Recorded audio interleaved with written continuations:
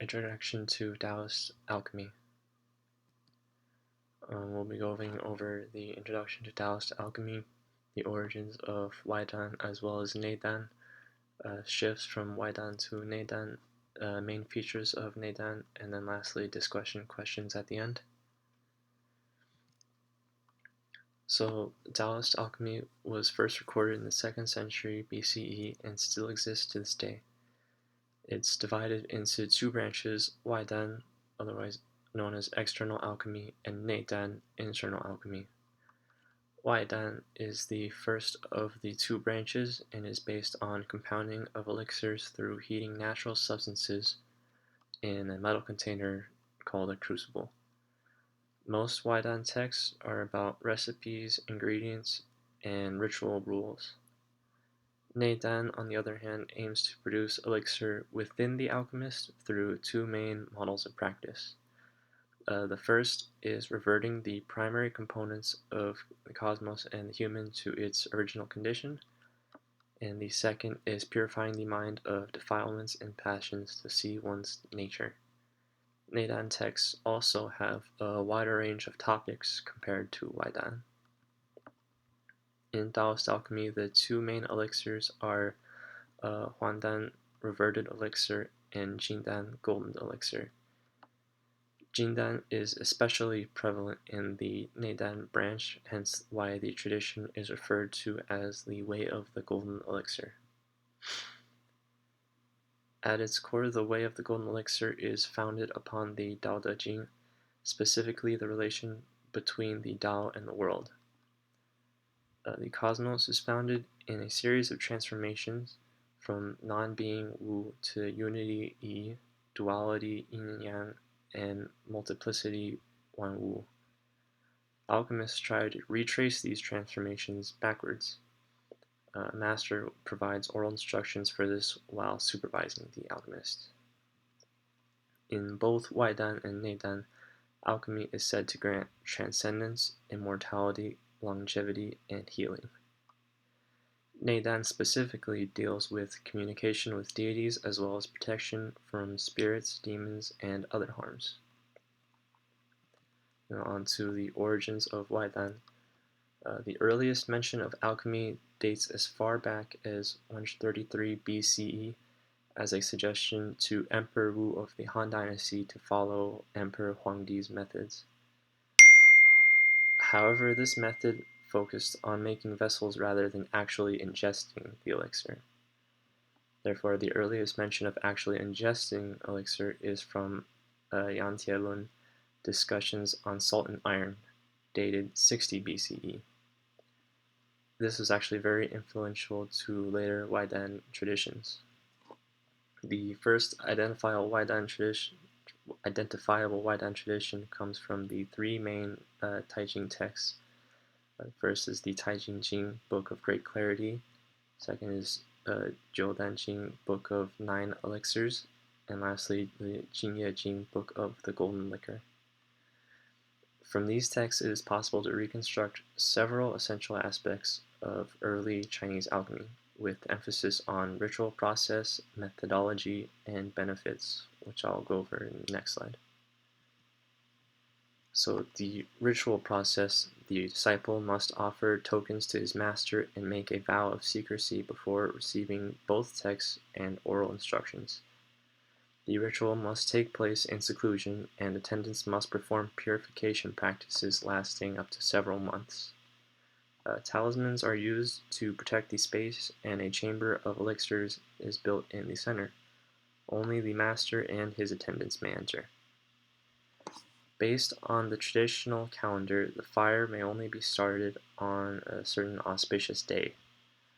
After addressing the god of the great lord of the Tao and his two attendants, the actual compounding of elixirs may finally begin. The disciple follows the instructions found in the text and those received from his master. When the elixir is ready, he offers different quantities of it to several deities. Finally, he pays again homage to the gods and ingests the elixir at dawn. As for the methods, the ingredients are placed in the crucible, which is closed by another overturned crucible. When melting under fire, they transmute themselves and release their pure essences. At the end of the required number of days, the crucible is left to cool and is then opened. The elixir is carefully collected and other substances are added to it. In certain cases, it's placed again in the crucible and heated. Otherwise, it's stored to be ingested another time. The ingredients most frequently used in the Tai Ching text are mercury, realgar, orpiment, malachite, magnetite, and arsenalite. To reproduce the beginning state of the cosmos at its inception, the vessel has to be sealed, so mud made of 7 ingredients is spread on its outer and inner surfaces and at the point of conjunction of its 2 halves. They call this mud the mud of the 6 and 1 Yoini. The ingredients then revert back to their original state. In Taoist alchemy, the elixir is a tangible sign of the seed that generates the cosmos and enables the self-manifestation of the Tao. This can be transmuted into alchemical gold. As for the benefits, ingesting an elixir is said to grant transcendence, immortality, and admission into the ranks of the celestial bureaucracy. It also has the ability to summon benevolent gods. Additionally, the elixir grants healing from illnesses and protection from demon spirit and other threats such as weapons, wild animals, and even thieves. For these protecting benefits, the elixir doesn't actually have to be ingested. It can be kept in one's hand or even attached to a belt as a sort of powerful talisman. As for the origins of Neidan, Neidan is based on meditation of inner deities written in the Shangqing scriptures. The scriptures state that in order to ensure that the gods stay in their residences, because their departure would provoke death, one should nourish the gods and their dwellings. In particular, adepts are instructed to visualize and circulate a yellow essence called huangjing and a red breath, zhiqi, within their bodies, respectively associated with the moon and the sun, yin and yang, respectively, and to deliver them to the gods. Certain fundamental ideas, images, and practices, such as the Shangqing scriptures that I just stated, characterize Neidan even before the beginning of its documented history. As for the concept of an actual internal elixir and the creation of the cosmos from Tao, this was not prominent in Neidan until the Cantong-Ji scriptures by the alchemist Wei Boyang. This is regarded as the true origin of internal alchemy.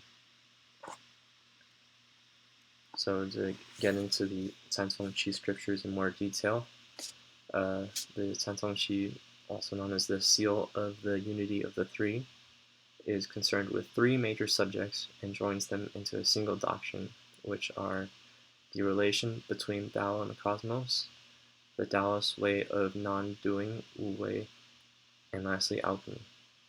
There are 3 major differences of Cantong-Ji from other alchemical traditions from before.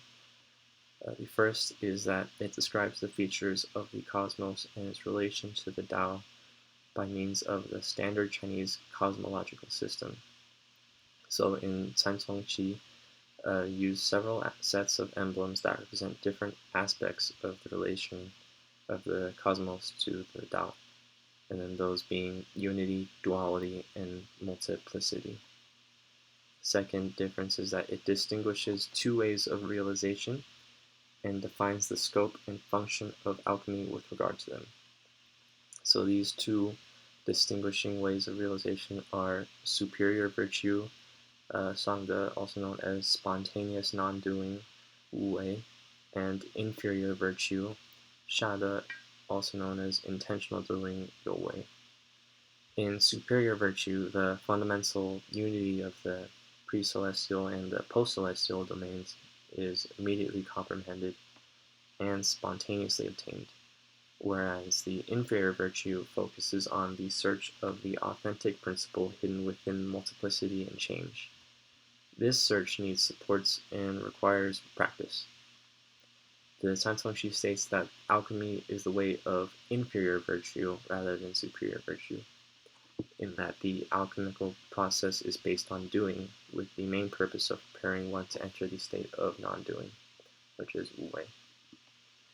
And then lastly, the last difference is that it presents an alchemical model different from the model of earlier Waidan texts. So in Santongshi, the true form of alchemical practice is one that enables the conjunction of true yang and true yin. Only true lead and true mercury were of the same principles, so reconjunction of these principles gave birth to all entities and phenomenon in the world.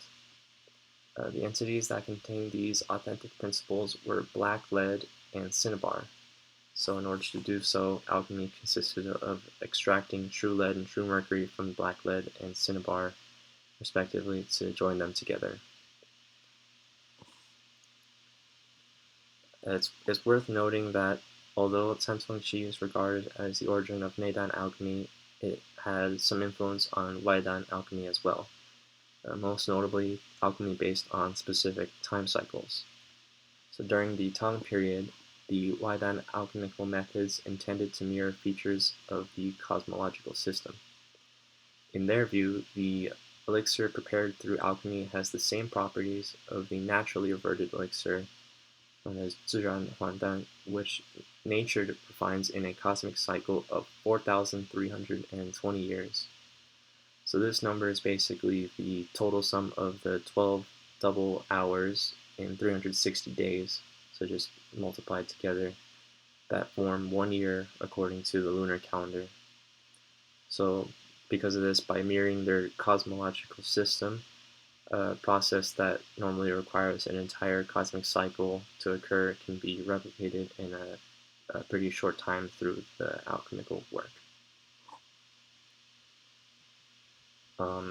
As we discussed, Waidan came before Neidan, but eventually there was a shift from Waidan to Neidan, and there are a couple reasons for this. The first is that alchemy was mainly understood as a means of prolonging life or even attaining physical immortality. However, this resulted in the deaths of at least 2 and possibly as many as 4 Tang emperors due to their elixir poisoning because of the poisonous properties of the ingredients. Also, there was a shift in focus from ritual to cosmology, which made Neidan alchemy more popular. This allowed for more figurative representation of doctrines and ultimately more open forms of practice.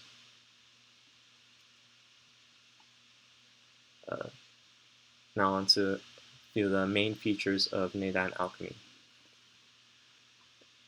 Neidan alchemy results in virtually complete disappearance of the inner gods. There are 2 main reasons as to why the inner gods were dismissed. The first reason is that incorporating the inner gods into Neidan would require an impossible remapping of the inner pantheon into a different cosmological model, and then the second reason being is that it would be unfeasible to represent by means of deities the reintegration of each transformative stage in the cosmos, or multiplicity, duality, and unity, as stated before, and into the previous one, and even more so the return to the state of non-being. The only exception to this is the Red Child, which is the innermost deity of earliest Taoist meditation. However, in the Neidan alchemy, the Red Child is no longer a god possessed by all human beings. He's actually now an image of the elixir to be generated by means of the alchemical practices. The Neidan language is also another distinguishable feature. Many alchemical terms refer not only to the material entities that they literally denote, but also to formless principles as well. For example, let's refer back to the Neidan alchemical model, in which true lead in a literal sense is refined lead, but in formless principle it is true yang found within yin. So therefore, one could understand Chuled with reference to principles of metaphysics, to cosmological patterns, to Waidan methods, and even physiological practices. So Neidan alchemical language is unique in the sense that it's flexible and can change meaning based on the context it's being used. In the Neidan view, the elixir is equivalent to the original state of being and represents its attainment or recovery, and the conclusion of the practice is defined as the return to emptiness. So the state in which no boundaries or distinctions occur between the absolute principle and the relative domains, so that is that emptiness. Compounding the internal elixir involves the whole human being and not only the physical body. So the entire process is directed by the heart, which is the residence of the spirit and the main center of the human being. The heart operates by means of true intention, and through its association with spirit, enables the conjunction of yin and yang and the generation of nourishment and birth of the eternal elixir. Its main purpose, pretty much, is to reveal how the world we know it is self-manifested in the Tao, and this process isn't actually defined as internal or external, but they use a metaphor description that the creation of a person outside of one's person, which is defined as the true person in which one attains transcendence. And interestingly, there's another view that's often presented alongside this idea that the internal elixir is seen as already possessed by every human being and is identical to one's innate realized state. As for the inversion, this is a Neidan practice in reference to the passage of Tao Te Ching that states the Tao generates the one generates the two generates the three, and the three generates the 10,000 beings. So basically, the Neidan invert this sequence by eliminating the distractions between each stage and the one immediately above it.